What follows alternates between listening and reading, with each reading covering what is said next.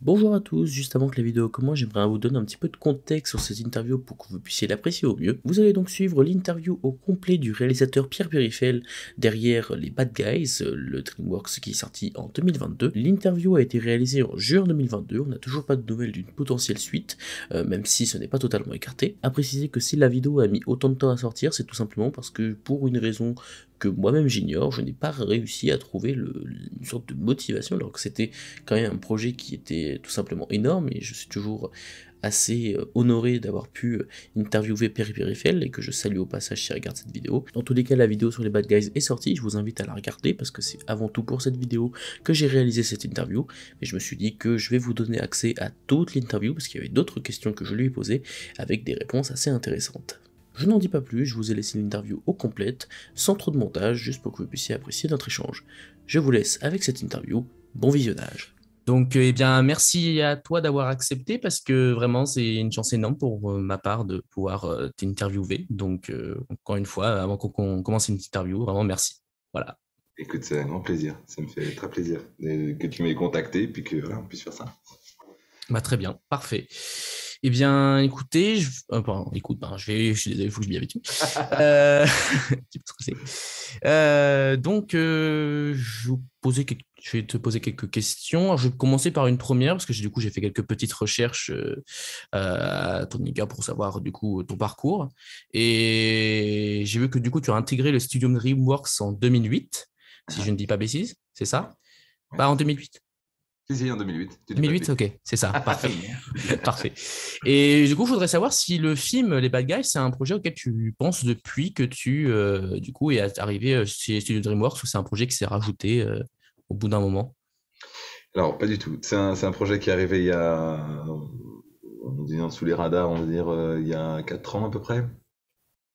Euh, Parce que moi, quand je suis arrivé à DreamWorks, j'avais pas forcément nécessairement l'idée de réaliser un film. En tout cas, l'idée, l'espoir ou le rêve me semblait peut-être un peu fou, tu vois. Et ce que je voulais, c'était être un animateur à apprendre des super animateurs qu'on a au studio, quoi. Donc, voilà, mon idée, c'est vraiment de devenir un bon animateur. Et puis, du coup, sur la durée, en fait, petit à petit, ben, voilà, il s'est trouvé que je suis devenu superviseur d'animation, directeur d'animation. J'ai fait du character design, j'ai fait du storyboard. Et puis, un jour, j'ai réalisé un court-métrage qui s'appelle Bilby. Mhm. Enfin, co-réalisé. En fait, je suis tombé complètement amoureux de la réalisation, enfin, du travail de réalisateur. Même si j'avais déjà fait ça avant, puisque j'avais réalisé déjà, mais à cette échelle-là, et puis avec ces équipes-là, et puis avec les moyens qu'on a à DreamWorks, c'est vrai que c'était une aventure extraordinaire. Et après avoir fait Bilby, en fait, je suis allé voir le studio en leur disant, bah, j'aimerais bien continuer, en fait, j'ai pas forcément envie de revenir à l'animation, j'aimerais bien continuer à réaliser, quoi, s'il y a des opportunités. Puis je trouvais que ils m'ont proposé un film en tant que co-réalisateur qui s'appelait Spooky Jack. Et quand j'ai commencé sur ce film, en fait, avec le producteur du film qui s'appelle Damon Ross, qui est aussi le producteur de Bad Guys, il avait à côté de ce projet-là, le projet des Bad Guys. Et c'est là où j'ai découvert euh, D'accord.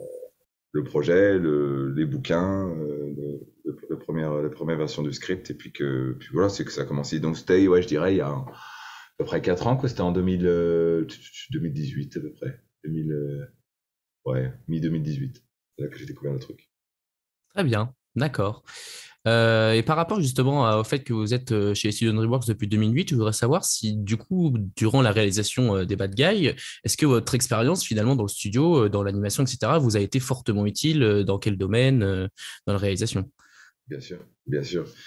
Oui, non, non, c'est sûr que c'est des années d'expérience qui s'accumulent et qui sont là en support euh, d'une production voilà, d'un long métrage comme celui-ci. Donc, toute ma connaissance du pipeline, des circuits de production, de l'animation, des équipes aussi, personnellement, enfin, de connaître tellement enfin voilà, tous mes collègues, tous mes amis avec qui j'ai pu travailler directement sur le film, avec qui je fais totale confiance et qui m'a permis d'avoir une sorte de communication extrêmement rapide et fluide avec eux. de, de, de, Tout ça, ça génère une sorte de dynamique qui est très très efficace et qui amène énormément de confiance. Donc, c'est sûr que ces 14-15 ans d'expérience dans ce studio-là change vraiment la donne. Après, en termes encore une fois, d'avoir vraiment pu voir un peu tous les scénarios en termes d'animateurs, mais aussi d'avoir pu toucher, faire du storyboard, beaucoup de leadership aussi, beaucoup de management, et puis du character design, ça me permet d'avoir une vue globale de énormément de choses. Alors, ce qui s'est passé sur le film, c'est que effectivement, quand on réalise, il y a des choses sur lesquelles j'avais pas vraiment, j'ai dû découvrir, j'ai dû apprendre en fait. Notamment l'écriture de script, tout ce qui est direction et casting d'acteurs, tout ça, j'avais pas fait.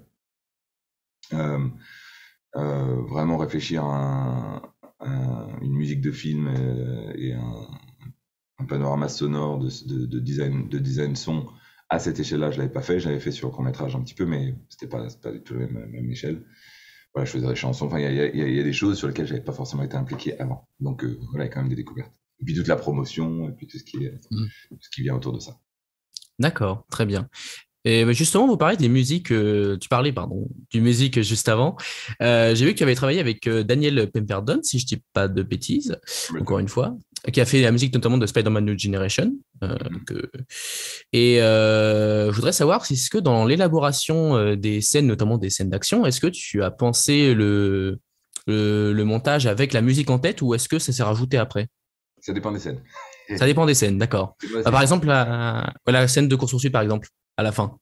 À la fin, celle-ci, elle n'avait pas été pensée avec une musique en tête. On a d'ailleurs D'accord. la scène où il détourne les camions, c'est celle-là dont tu parles. Ouais, c'est ça. Il y a une chanson dessus, ouais. On n'avait pas nécessairement pensé à mettre une chanson dessus tout de suite. On l'a décidé un peu tard. Et surtout, on a beaucoup galéré à trouver la chanson qu'on voulait. À cause de ça aussi. Parce que tout ce qu'on cherchait tombait pas exactement dans les clous, en fait, puisque forcément, ça avait été cuté différemment. Donc, cette musique-là était un petit peu difficile à trouver, sachant évidemment que on a des music editors, on a des monteurs spécifiques pour la musique, qui, même si on a une séquence qui est calibrée, déjà faite à la storyboard, etc., ou à l'animation, peuvent quand même modifier les chansons de manière à ce que ça tombe quand même plus ou moins un peu. Mais le problème aussi, c'est voilà, la séquence est un peu longue, et puis une chanson, ça donne pas énormément de dynamisme narratif en fait. Ça fait pas énormément, il y a pas énormément c'est pas une musique de film qui va permettre de soutenir la narration. Une chanson, ça reste en général un couplet, un refrain, un couplet, un refrain, un pont, un couplet, un refrain. Donc la structure est assez simple et limitée en fait pour soutenir une narration. Donc mettre une chanson, ça c'était pas évident. Du coup, ce qui s'est passé, c'est que voilà, on a fait commencer la chanson, on n'arrivait pas à trouver, on a fait commencer la chanson un peu plus tard dans la séquence, on a fait commencer quand Diane elle sort et elle ouvre sa moto. Jusque là, pendant les semaines qui précédaient, on n'arrivait pas à trouver parce que la chanson aussi commençait au moment où il décide d'aller détourner les camions. Et donc Wolf fait un espèce de demi-tour sur l'autoroute. Il change la vitesse, c'est à ce moment-là que ça commence. Donc jusqu'à ce qu'on change, pour que ça commence un peu plus tard, on n'avait pas trouvé. Et puis on était parti sur une chanson de Jack White, les raconteurs, et puis le studio, pareil, n'était pas forcément fan de Jack White, donc on est passé sur The Chemical Brothers. Mais entre-temps, on a fait on a écouté 50, 70 chansons pour arriver à trouver celle que je voulais, quoi. Facile. Par contre, la première poursuite du début, quand ils se mettent à chanter dans la voiture, ça, c'était là depuis tout le temps, en fait. Depuis quasiment le début, avant même qu'on commence vraiment à aborder, j'avais déjà storyboardé cette première séquence avec cette chanson. Donc c'était un peu la séquence que vous avez faite pour donner une idée du film, notamment en studio, un peu, non? Ouais, pas vraiment. Celle-là, je l'ai rebordée complètement. Après, non, j'avais fait cette séquence dont tu parles, c'était un trailer plutôt. Donc c'est plutôt plusieurs petites séquences. Donc ça, c'était un peu avant. Après, j'ai refait une passe de board sur cette première séquence, en me disant, ouais, je vais m'amuser à faire une course-poursuite là-dessus. Et puis, au bout du compte, c'est tellement de travail que j'avais pas le temps de le faire. Donc, c'était un peu pourri, mais D'accord. non, c'était pas la séquence dont tu parles. Ça, c'est vraiment le trailer que j'ai utilisé pour essayer de montrer ma vision, on va dire. Ok, très bien. J'aurais une petite question par rapport aux influences que vous avez eu, que tu as eu, j'arrive pas à y arriver. Aux influences que tu as eues par rapport au film, j'ai lu que tu considérais que le film était déjà une sorte de Tarantino pour enfants. C'est ça Ouais. que j'ai lu à plusieurs reprises. Et je voudrais savoir, est-ce que finalement ta nationalité française, parce que tu es mine de rien le premier réalisateur français à faire un DreamWorks, donc moi je suis plutôt fier à ce niveau-là, je l'avoue. donc, donc je voudrais savoir du coup s'il y a des influences françaises qui t'ont aidé dans l'élaboration du film. Alors, c'est marrant parce que les influences françaises, je pourrais pas les nommer comme ça. Mhm. Euh, parce que on va pas Rififi, on n'a pas fait énormément de films de braquage en France. Enfin, bon, en tout cas, ou bien je les connais pas bien. Donc, c'est pas ceux que je nomme en général. Ouais. Par contre, je me suis rendu compte en faisant le film qu'il y avait énormément de Luc Besson, de Jean-Pierre Jeunet, même de Yann Kounen, enfin ce genre de réalisateurs un peu plus contemporains en fait, enfin on va dire années 90 parce que c'est ma génération on va dire, qui sont ressortis mais naturellement, Mm. sans que je donc d'une imagerie dans laquelle j'étais complètement bercé et baigné toute ma vie en fait. Léon, Nikita, Amélie, enfin tous ces films-là qui ont complètement forgé ma jeunesse, quoi, qui sont ressortis comme ça naturellement. Donc des compositions d'images, des idées, ouais, c'est Luc Besson, quoi. C'est le cinquième élément, ou c'est Mm. Léon, ou c'est Delicatessen, ce genre de truc. Donc c'était pas forcément conscient, mais c'est sorti comme ça, on va dire naturellement, quoi. Bizarrement. Enfin, bizarrement ou pas bizarrement, j'en sais rien. Donc, en fait, c'était intéressant de voir le processus qu'on a en tant que créateur, où en fait, ces influences-là sont complètement intégrées et ressortent comme ça, sans savoir comment, à un moment ou à un autre. Très bien, d'accord. Ensuite, je vais vous dire à titre, je vais pas y arriver. Je vais te dire à titre personnel, mon personnage favori du film, c'est Jane Foxington. Hein. Voilà, que j'aime vraiment particulièrement, que j'ai vu le film 2 fois, à vrai dire, du coup, et la deuxième fois, je l'ai encore plus apprécié le personnage. Et je voudrais savoir, du coup, comment finalement, il a été créé, il a été pensé durant l'écriture, par rapport au scénario, ou tout ce genre de choses. Ça a été, je pense, le personnage le plus difficile à créer. Il n'était pas là au début. La première fois qu'il Ah, était pas là, il n'était pas dans le scénario. Il était dans le oui. scénario, mais il était pas du tout. C'est un personnage intéressant en fait. Et je suis d'accord avec toi, c'est un de mes personnages préférés aussi, probablement. Euh, ouais, soit mon préféré, soit après Wolf, mon deuxième favori.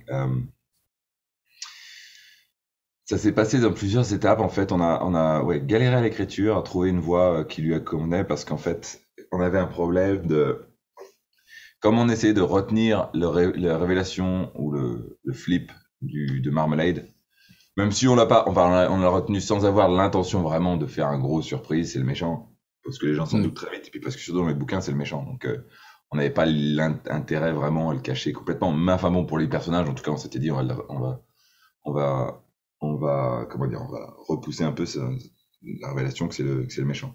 Et donc, il nous fallait une sorte d'antagoniste, en fait, pour le début du film, pour la première moitié du film. Et cet antagoniste-là, c'était Diane, puisqu'elle est contre les bad guys, et c'est elle qui dit ça va être facile de les capturer. Et en même temps, c'est elle qui leur donne une deuxième chance, donc elle était antagoniste, mais elle pouvait pas être si antagoniste qu'elle soit aussi détestable, en fait, parce qu'elle joue un tel gros rôle à la fin du film, Mm. qu'on était obligé de l'aimer un peu. Donc, pour trouver cette espèce de, de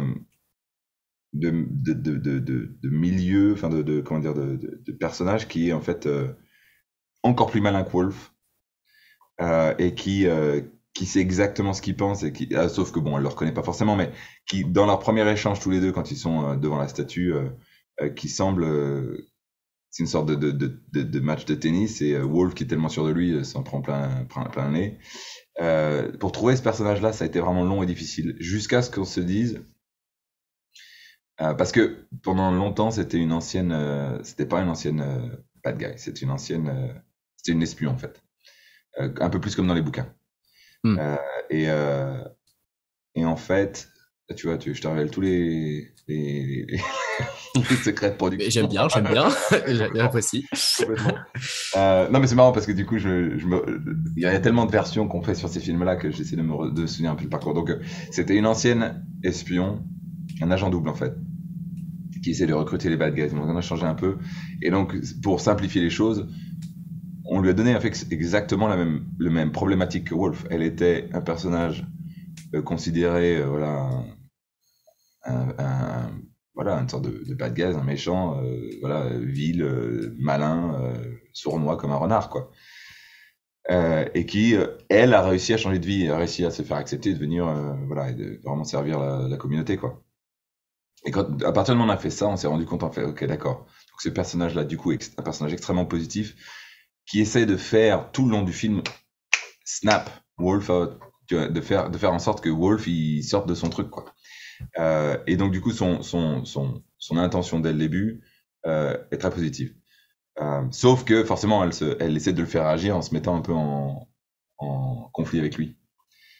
Et une fois qu'on a trouvé ça, on a trouvé le personnage. Et ça a été assez long en fait, ça a été assez difficile. Et après bon, trouver les dialogues pour qu'ils marchent bien, pour que ce soit un peu George Clooney et Julia Roberts, pas facile, hein, c'est difficile d'écrire une scène comme ça. Et puis, et au début, j'avais essayé de trouver une voix avec un accent anglais dessus. Ça marchait pas, ça cliquait pas non plus jusqu'à ce qu'on trouve Zazie Beetz qui nous fait la voix en anglais et qui a été juste absolument extraordinaire. D'ailleurs, Alice Belaïdi en français, super aussi, super doublage. Donc Zazie a trouvé une voix exactement ce que je voulais. C'était une voix un peu jeune, mais aussi avec pleine d'humour, mais très très fine, quoi. Et là, elle a fait décoller complètement le perso, quoi. Et puis à côté de ça, j'ai mon superviseur d'animation sur le personnage. Parce qu'en termes de design de personnage, j'étais hyper content de là où on était. J'avais redessiné le perso et je la trouvais super jolie, quoi. Donc je savais qu'on avait un beau design qui était hyper appealing. Comme je mélange le français et anglais, je suis un peu désolé, mais très très jolie, très très charmante dans le design. Et puis mon superviseur d'anime m'a commencé à faire des tests avec elle et puis c'est vrai qu'elle était exact, vraiment charmante, vraiment exactement là où je voulais qu'elle soit. Donc il suffisait vraiment de trouver cette voix qui arrivait au bon moment. Et puis après l'écriture, ça s'est un peu fait comme ça. Donc ça a été un personnage difficile à trouver, mais maintenant ça va, t'as raison. Pour moi c'est top, quoi. Super cool, quoi. Puis du coup donc on a voilà. Ce que j'aime bien, c'est à la fin on laisse la porte un peu ouverte pour éventuellement une suite.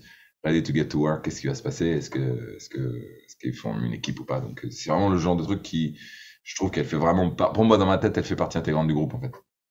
D'accord. Bah, oui, moi aussi, c'est sûrement là.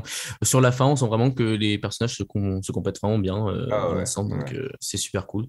Et je vais te poser une question que je n'ai pas prévu de poser, mais vu que tu en parles, éventuellement, si jamais le studio te propose de faire une suite, est-ce que tu aurais des idées par hasard? Ouais, carrément. Bah oui, c'est pas que c'est pas difficile, hein, c'est difficile de faire, mais d'avoir des idées avec ces personnages-là, cet univers-là, c'est pas les idées qui manquent, parce que c'est plutôt choisir la bonne idée. Oui, je vois. Parce que c'est tellement un groupe super fun, et puis en plus on a toute une série de livres qui ouvrent des univers.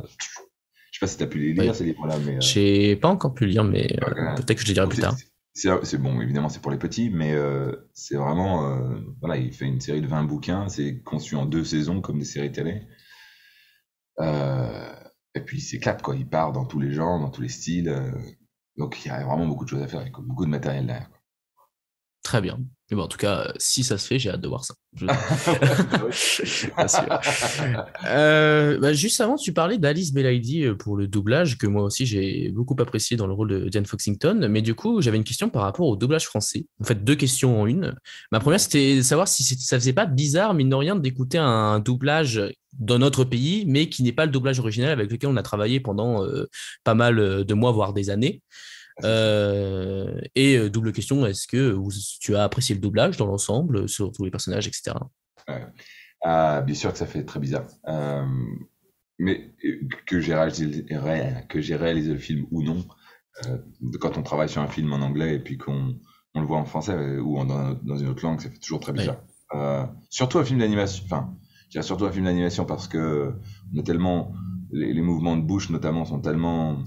Enfin, il y a plusieurs problèmes, mais les mouvements de bouche notamment sont tellement exagérés que forcément, quand on n'est pas synchrone, avec avec un autre langage, du coup on n'est pas synchrone, ça se voit tout de suite. Donc ça c'est un peu gênant. Enfin, en tant qu'animateur, ça me gêne très très vite.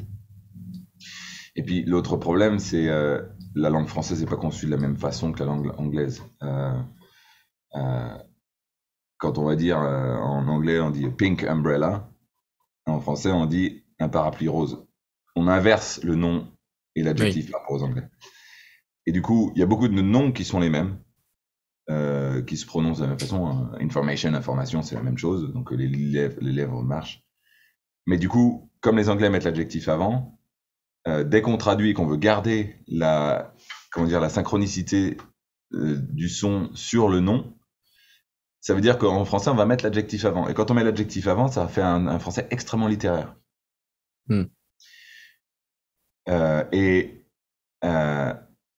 Ou quand, par exemple, un parapluie rose, un rose parapluie, c'est très littéraire, c'est même limite poétique, quoi, ou mais comme on fait cet échange de place dans la phrase française, pour pouvoir garder la synchronicité des lèvres, le dialogue français en soi, quand on le traduit, il est très vite bizarre, en fait. Il fait très bizarre. Donc pour moi, c'est presque plus gênant, en fait, qu'avoir une mauvaise synchronisation des lèvres.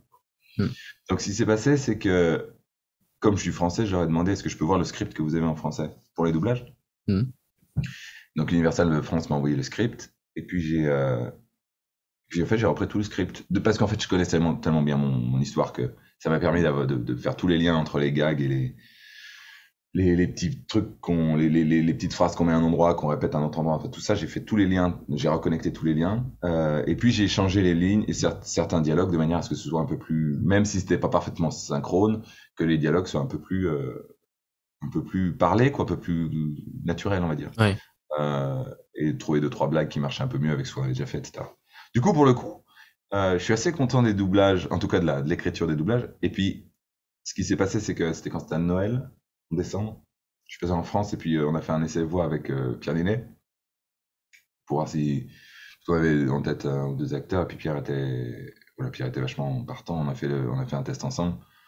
Et puis genre, il est parfait, quoi. C'est hallucinant. Il est trop fort. Donc forcément, il a fait un test. Je dis, bah oui, bien sûr. Et puis du coup, il m'a envoyé assez rapidement quand Pierre Ninet forcément décide de faire un rôle. Ben les restes du casting arrivent assez facilement parce que c'est quand même une énorme star. Donc il m'a envoyé très très vite tous les autres candidats, enfin tous les autres acteurs auxquels il pensait pour les autres personnages. Donc voilà, on a regardé les trucs. J'ai fait oui, non et enfin comment dire, il y a eu un ou deux acteurs qu'on n'est pas ou qui étaient trop proches l'un des autres, donc on a fait un ou deux ajustements. Ce qui est intéressant, c'est qu'en France, on fait des tests voix, on fait des auditions, même pour l'animation. Aux États-Unis, on ne le fait pas. Ce qui est super de pouvoir faire des auditions pour le coup. Bref, donc du coup, le cast français est tombé assez vite. Et franchement, ils ont fait un boulot d'enfer, quoi. Enfin, moi, je suis hyper content du doublage quand je connais les doublages d'autres films en français qui sont pas aussi chiadés, pour moi, celui-ci, j'en suis plutôt content, quoi, pour le coup. Donc, ouais, chouette boulot de toute l'équipe, et puis, ouais, très bon casting, ils se sont amusés, quoi, vraiment à le faire, quoi. Clairement. Donc, j'espère qu'ils seront là pour s'il y a un deuxième, encore une fois. Bah, on espère. Ouais. On parlait également des scènes d'action juste avant. Et je voudrais savoir, parce que je ne connais pas trop le milieu, comment on conçoit finalement une scène d'action aussi dynamique, notamment sur la fin. Je parlais de la scène de la poursuite, parce que j'étais vraiment impressionné à quel point c'était fluide, que les scènes s'enchaînaient avec un montage que je trouvais vraiment bien ficelé. Donc ça doit être très compliqué à créer. Donc comment ça se passe finalement pour faire ça?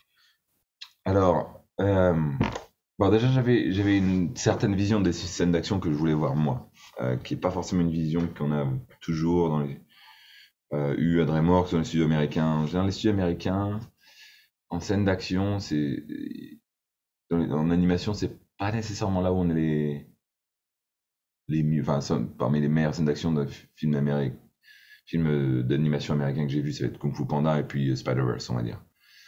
Pour moi, c'est celles qui m'ont vraiment. Bon, Kung Fu Panda, c'est déjà à 15 ans, 14 ans. Donc 15 ans, ouais, c'est ça. Donc ça commence à dater un peu. Maintenant, ça a un peu évolué.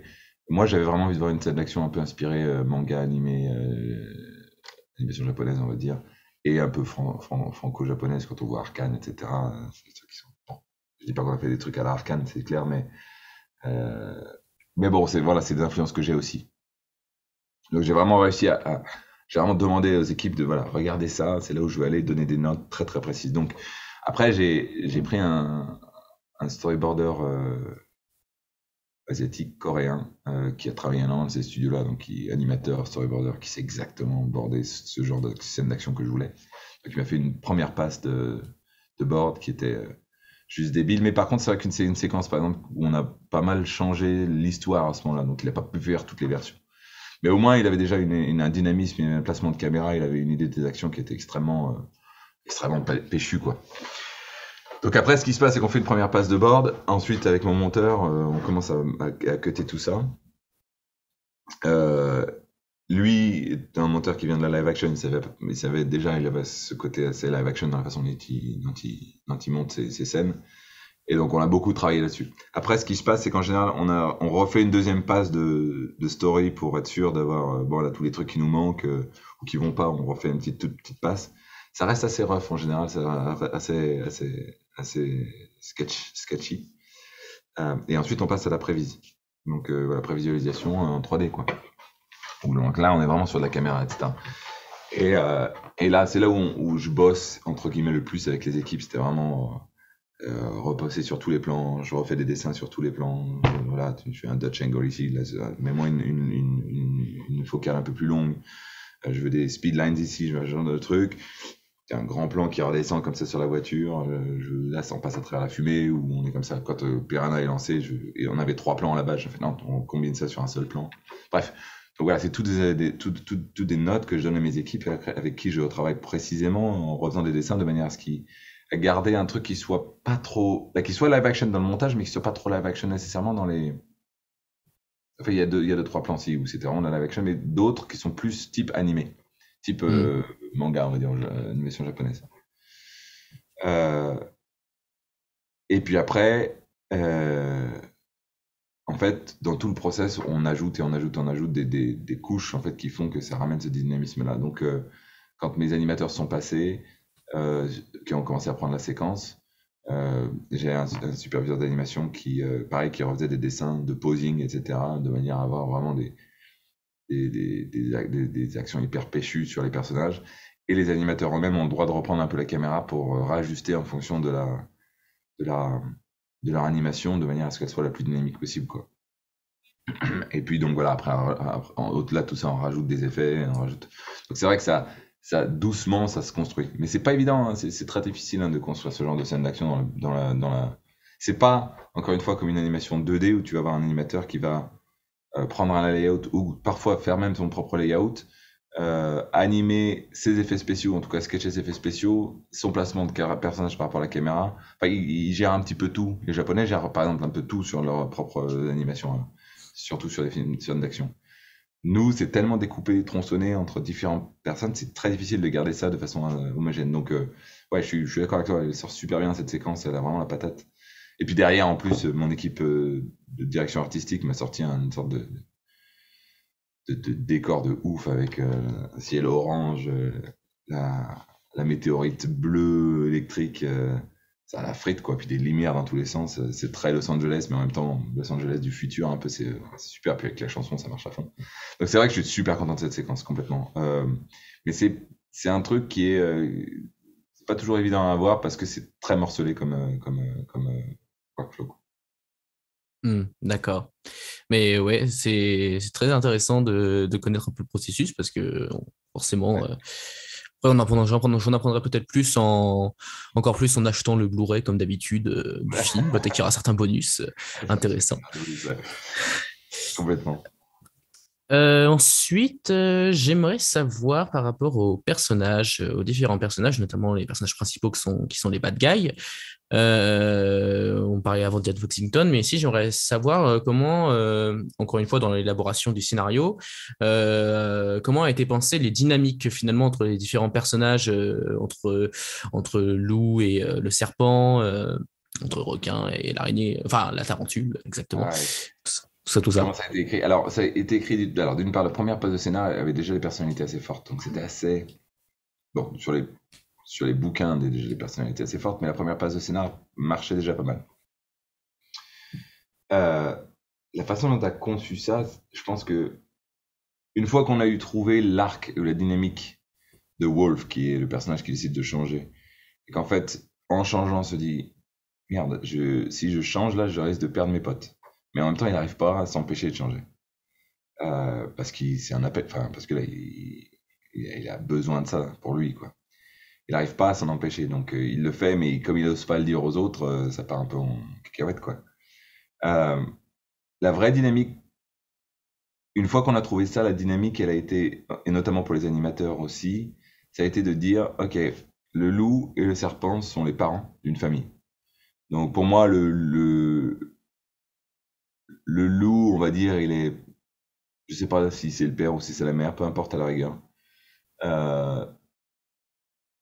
Je pense que je dirais peut-être plutôt le père. Bon, j'en sais rien, peu importe de cette manière, mais en tout cas, c'est les parents. Mais par contre, les trois autres, on les a traités assez vite comme plutôt les enfants qui sont spectateurs de ça, d'une sorte de séparation, de divorce de leurs parents. Et du coup, voilà, le Piranha, c'est le bébé. Et donc, du coup, il agit un peu comme ça. Il est toujours le dernier à comprendre les choses. Tarentule, c'est l'ado, qui en met un petit peu toujours un peu, voilà, qui est toujours un peu en train de pousser, qui s'en fout un peu, très indépendante, avec une grande gueule. Et puis le requin, il est un peu entre les deux, en fait. C'est un peu celui qui a, voilà, 10 ans, quoi, on va dire. Dans une famille, on va dire. Donc, on va avoir 5 ans, 10 ans et 14, 15 ans, quoi. C'est assez, voilà, c'est comme ça qu'on a commencé à concevoir un peu des relations. Et du coup, ça simplifie tout parce que ça en fait des personnages assez caricaturaux, assez simples à comprendre.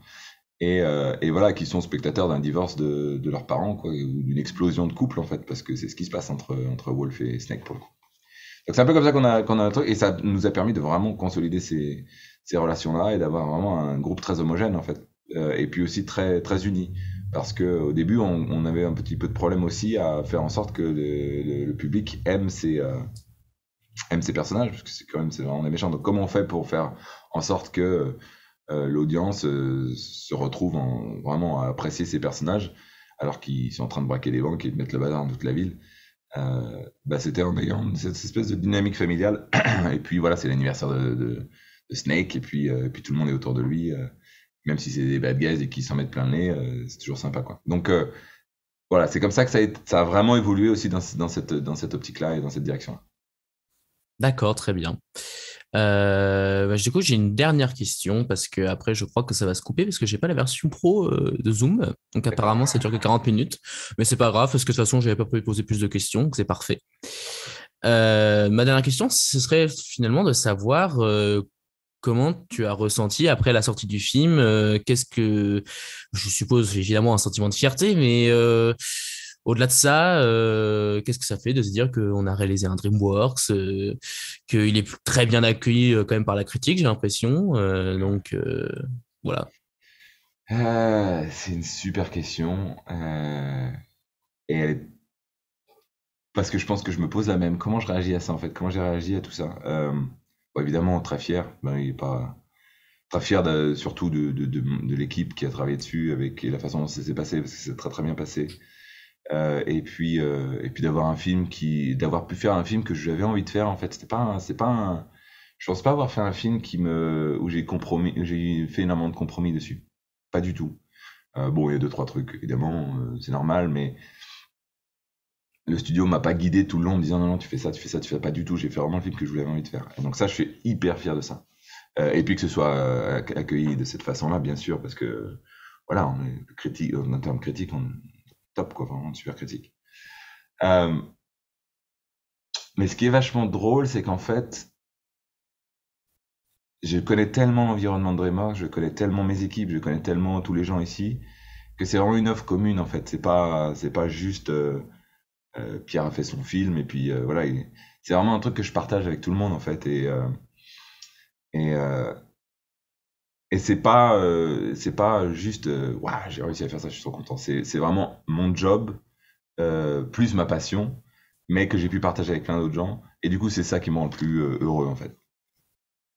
Et effectivement, bon, il y a toute la promo autour de ça où c'est moi qui suis mis en avant parce que c'est moi qui fais le film. Mais c'est vrai que au bout du compte, je